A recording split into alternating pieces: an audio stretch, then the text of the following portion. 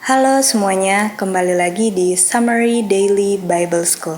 Dan pelajaran kita kali ini berjudul The Comforter. Kita mulai di Yohanes 14 ayat 16. Di sini dikatakan, Yesus berkata, "Aku akan berdoa kepada Bapa dan Dia akan memberi kamu, yaitu murid-murid, Comforter, supaya Dia bisa berdiam bersama kamu selama-lamanya." Kode Greka daripada kata comforter adalah 3875, yang artinya adalah parakletos. Jadi, kita cari berdasarkan kode Grekanya, dan kita menemukan bahwa salah satu namanya bukanlah comforter, tetapi advocate. Jadi, yang diberikan adalah comforter atau an advocate. Kata parakletos ini bisa kita bagi dua, yaitu para dan kletos. Kata para artinya di samping. Jadi arti kata parakletos ini adalah comforter ini berdiri di samping kamu untuk membela kamu. Jadi kuncinya ada yang selalu di samping kamu. Contohnya juga di Matius 28 ayat 20. Tuhan Yesus katakan, I am with you always. With di sini sama dengan para. Jadi, parakletos adalah Roh Kudus yang akan dikirim dalam nama atau karakter Yesus Kristus. Tidak bisa dikirim dalam personality orang lain, tapi dalam nama saya, yaitu Yesus Kristus. Karena personality itu hanya dimiliki person itu. Berdasarkan Alkitab, nama adalah karakter, dan kita mengenal seseorang dari karakternya. Tidak bisa kita mengenal orang lain dari karakter orang yang lain. Jadi, kita hanya bisa mengenal orang itu dari karakter orang itu. Artinya, karakter orang itu hanya bisa dimiliki oleh orang itu. Orang itu bisa saya kenal karena karakternya, karena hanya dialah yang memiliki karakter itu. Tidak bisa ada dua orang yang karakternya sama. Karakter itu berbicara tentang person itu, dan karakter itu adalah milik person itu. Orang itu memiliki karakter itu, dan karakter itu tidak dimiliki orang selain orang itu. Pertanyaannya, siapa orang itu? Tentu saja yang memiliki karakter itu. Siapa orang itu yang memiliki karakter itu? Waktu kita mau katakan siapa orangnya, kita katakan personalitinya. Dan orang itu adalah Jesus Christ. Itu personality. Artinya, personality Jesus Christ tidak ada dua di alam semesta. Karakter Yesus dimiliki Jesus Christ sebagai personality.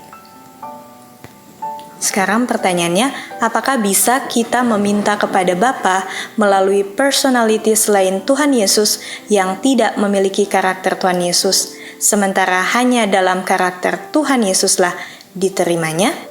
Jawabannya tidak bisa. Yesus katakan, saya akan minta kepada Bapa dan Bapa akan memberikan para atau pendamping kamu, dan hanya bisa dikirim Bapa dalam nama atau karakterku. Dan aku, personalitinya adalah Jesus Christ yang sedang berbicara dengan kamu. Jadi, tidak bisa personality selain Jesus Christ menjadi kunci untuk diberikannya kalau personality Jesus Christ tidak ada yang lain selain dirinya. Di dalam kata personality ada kata person. Personality lebih dari kata person. Artinya, personality penjelasannya lebih dari hanya bicara personnya saja. Kita tidak keluar dari person itu, tapi kita menambah person itu punya penjelasan dengan menambah kata ality. Kita berbicara mengenai person itu, tapi ada sesuatu yang lebih dari kata person itu. Mari kita lihat contohnya. Kalau ada pertanyaan, ada berapa orang? Dan jawabannya ada 2 orang. Dari jawaban itu, selain jumlah, kita tidak tahu lebih dari jumlah orang itu, dan itu bicara tentang person. Jadi, hitung saja ada berapa orangnya, dan itu bicara tentang person. Dan selain 2, tidak ada informasi tambahan. Contohnya, kalau ada 5 orang, artinya ada 5 orang yang berbeda. Unsur berbedanya di situ adalah kata lt-nya. Jadi, info tambahan membuat kita tahu kenapa orang A bukanlah orang B. Jadi, personality tidak berbicara terpisah dari person itu. Mari kita lihat contohnya. Person A, personality-nya gampang sedih, dan namanya adalah Sila. Person B, personality-nya tidak gampang sedih, dan namanya adalah Basil. Artinya, nama orang itu, Sila atau Basil, diasosiasikan lebih kepada personality person itu. Yesus namanya Jesus Christ. Artinya, Jesus Christ dari definisi tadi, person atau personality pertanyaannya. Namanya Jesus Christ lebih ke person atau personality. Mari kita kembali ke contohnya. Jadi, kita tidak bisa mengatakan bahwa kamu adalah si Sila kalau kita tidak tahu yang satu gampang sedih dan satu tidak gampang sedih. Tetapi kita tahu bahwa dia adalah person. Jadi, nama itu lebih diasosiasikan ke personality. Kalau kita katakan Sila, tidak bisa maksudnya adalah keduanya. Kalau keduanya gampang sedih, kita harus mencari lagi perbedaannya. Contohnya, walaupun keduanya sama-sama gampang sedih, tetapi yang satunya suka bernyanyi dan yang satunya lagi kurang suka bernyanyi. Jadi walaupun ada 10 persamaan, personality itu sendiri.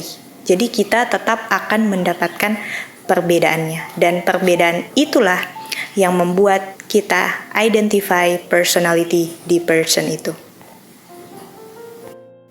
Sekarang mari kita lihat kata karakteristik. Terdiri dari karakter dan istik.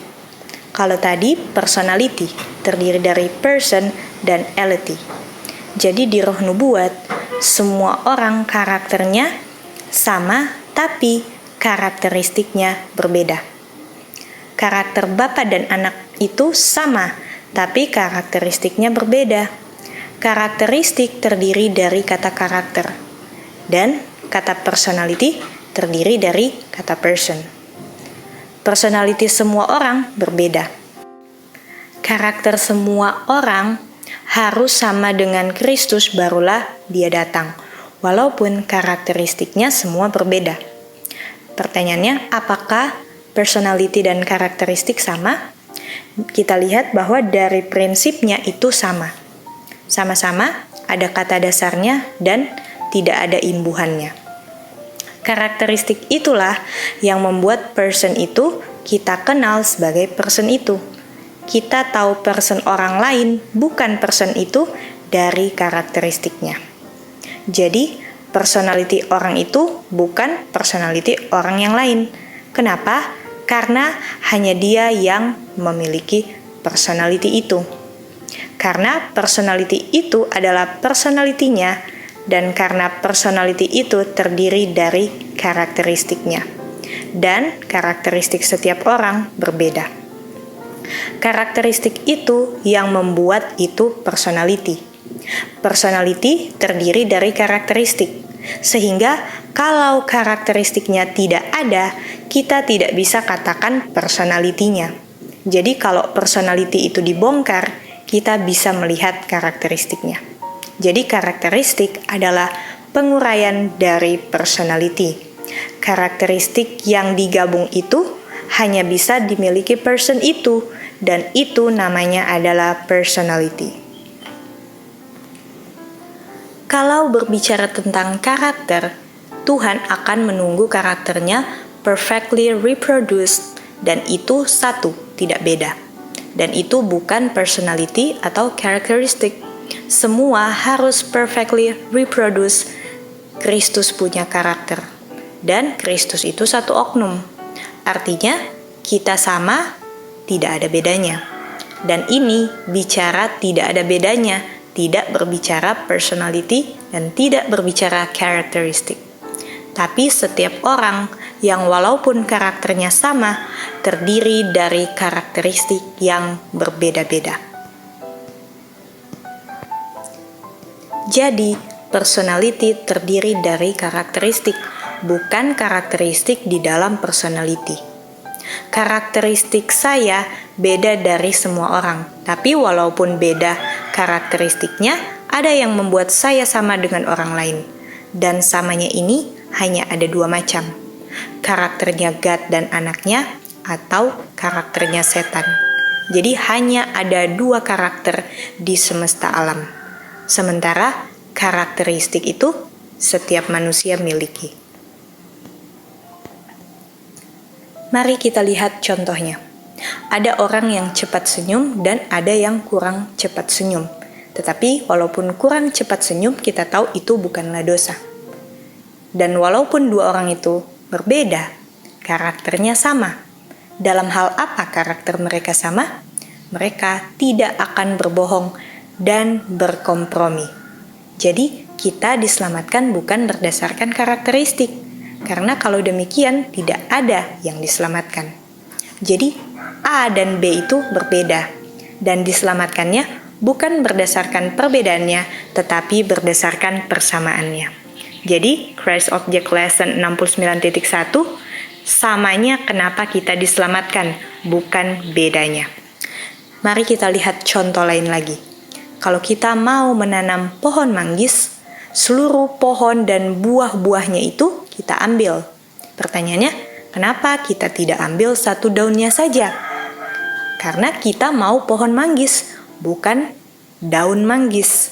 Jadi, satu nama manggis, walaupun setiap daunnya berbeda. Dan walaupun berbeda, dikatakan manggis. Jadi, daunnya, cabangnya, rantingnya, dan buahnya itu manggis. Jadi, ada dari semua itu yang sama. Dan manggis ini adalah karakternya.